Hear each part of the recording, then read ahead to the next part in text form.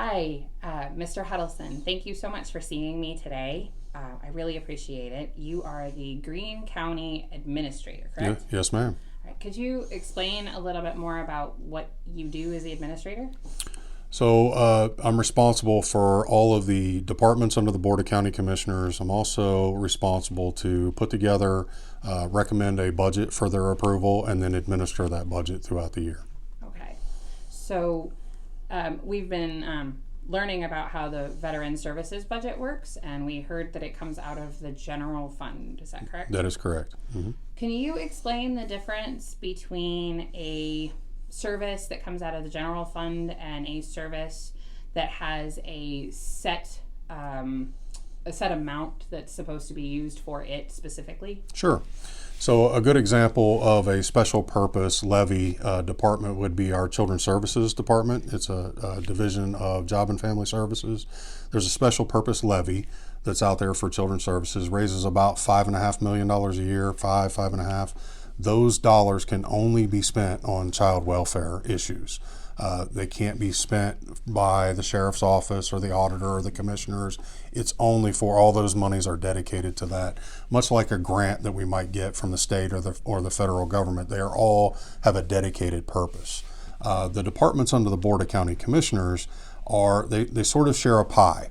So we receive roughly $57 million a year in revenue between property tax, sales tax, local government fund, all of our revenue resources total about $57 million a year. So all of the basically 50 different offices and departments that we have to manage have to divide that pie. There's 50 of them? About 50, yeah, roughly. Oh, and Veteran Services is just one of those 50. Right. So Veteran Services gets a piece of pie, the sheriff gets a piece of pie, all of those departments do. So one of my tasks is to meet with all of those departments and offices on an annual basis. They bring a proposed budget, and we look at what their anticipated expenditures are for the year. And then we look at historical trends. What have they spent over the last 5 years in all their various line items? What are the variances? What are they expecting this year that's different than last year, positives and negatives? And then we come up with a number that I have to roll up into that whole pie and then show the commissioners a balanced budget. So this year our budget was 56.6 million roughly, with 57 million roughly anticipated in revenue. So everybody got the size of a piece of pie that they needed to run their operation, and we work very hard to make sure that there's no extra dollars in those budgets because we're so tight between our revenues and our expenditures. But each of those offices, Veteran Services, the auditor, anyone, knows that should they stumble throughout the year or have an unanticipated expense that comes up, all they have to do is call my office, let us know what happened, and then the commissioners will supplement those budgets and get them the help that they need to get through the rest of the year.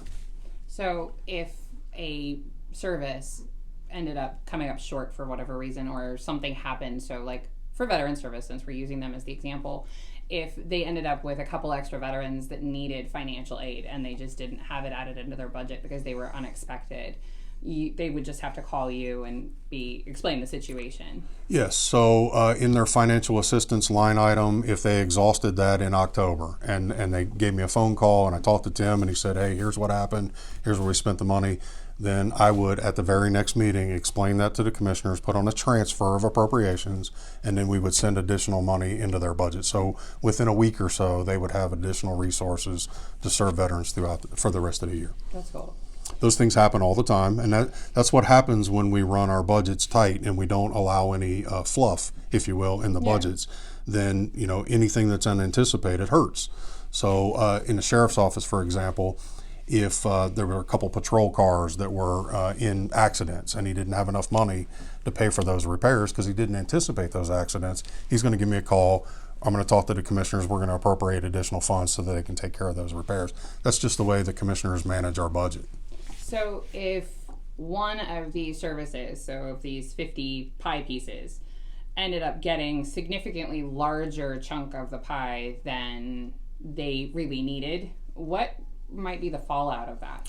So again, our budget's 56.6 million. We got 57 million coming in. So if somebody's pie went from 1 million to 2 million, I've got to find another $1 million across 50 other budgets. So we can't print money. We're not like the federal government. So it has to come from somebody else. So I have to look at all of the departments that and offices that we're responsible to fund and find that additional $1 million somewhere. If you couldn't find it, if the other departments absolutely needed those resources, would you be forced to look at possibly putting another levy or something on the ballot? Yeah, so there's two recourses at that point. Either you reduce services to the citizens or you increase revenue, and the only way that we have to increase revenue is through increased taxes.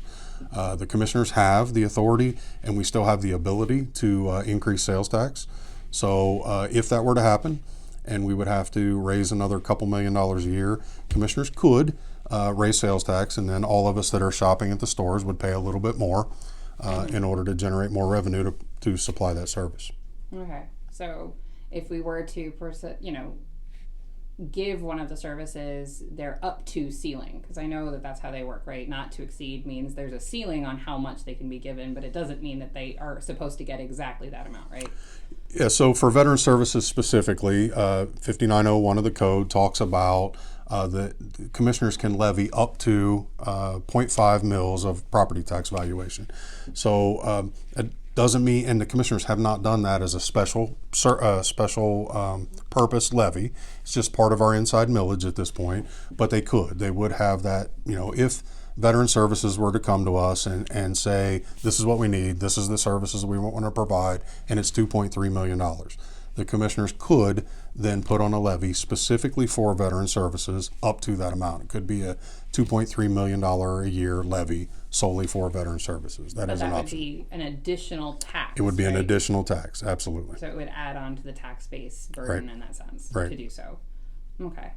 No, that makes a lot of sense. I really appreciate you taking the time to sort of explain how this works. Is there anything else that you would like people to understand about how the county budget sort of is applied?